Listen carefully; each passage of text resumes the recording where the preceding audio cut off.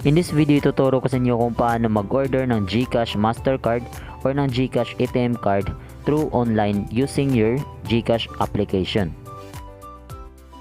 So kung bago ka pa lang sa YouTube channel ko, so make sure to subscribe for more helpful tutorials, especially all about GCash.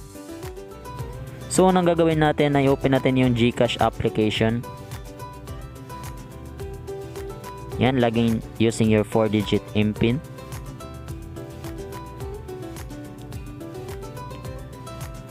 Next step ay punta tayo dito sa show more option.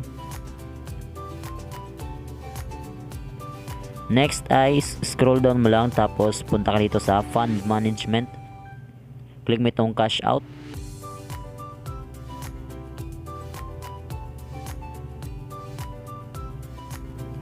Ayan, makikita mo dyan, meron dyan GCash Mastercard, deliver or pick up. So click natin itong deliver. So tapos fill up natin itong order form. So basahin muna natin itong disclaimer na ito. So we have resumed deliveries to Metro Manila only due to the enhanced community quarantine. Please expect some delays in the delivery. Thank you for understanding. Ayan, so dahil nga sa COVID-19 pandemic ay merong delay sa kanilang delivery.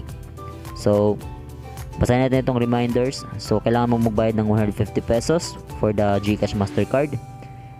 At kailangan mo na mag-complete ng card order form and delivery details. So standard delivery time is 10 working days.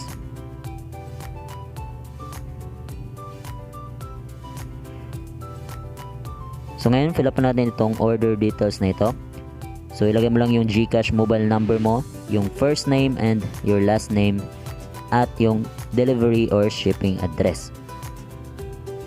So make sure na accurate yung delivery or shipping address mo to avoid some delays sa delivery ng GCash Mastercard natin. So after mo fill up ang lahat, click mo lang itong checkbox na ito. After that, click mo itong arrow sa ibaba and confirmation page. So confirm mo lahat ng details na nilagay mo. So make sure na tama lahat ng details, especially your GCash number. After that, click mo itong submit verification details and napag-submit na tayo ng form sa order natin sa GCash Mastercard. So ngayon ay kailangan natin magbayad ng 150 pesos. So alin man dyan yung inuna mo, nagbayad ka ng una, tapos nag-fill up ka ng form, so okay lang yun kahit alin dyan yung unahin mo. So next step natin ay magbayad tayo, punta tayo dito sa pay bills.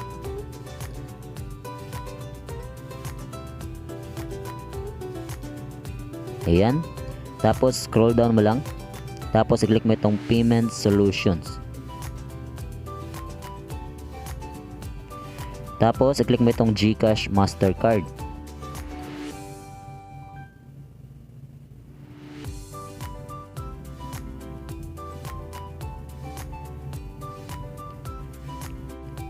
Ayan, nilagay mo lang yung mobile number mo, tapos yung amount.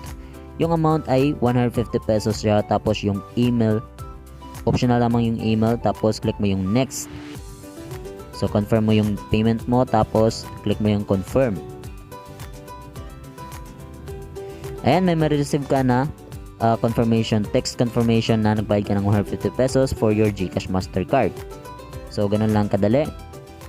3 weeks later. At ayun na nga, dumating na nga yung GCash Mastercard natin. So inabot siya ng almost 1 month talaga dahil sa COVID-19 pandemic natin. So in normal days naman ay up to 10 working days lang talaga siya. So kung nakatulong sa yung video na to, please hit the like button. At kung gusto mo ng mas marami pang tutorials all about GCash, make sure to subscribe to my channel at i-comment mo lang sa ibaba ng video na to kung may mga katanungan ka all about GCash. So yan, thank you for watching and God bless.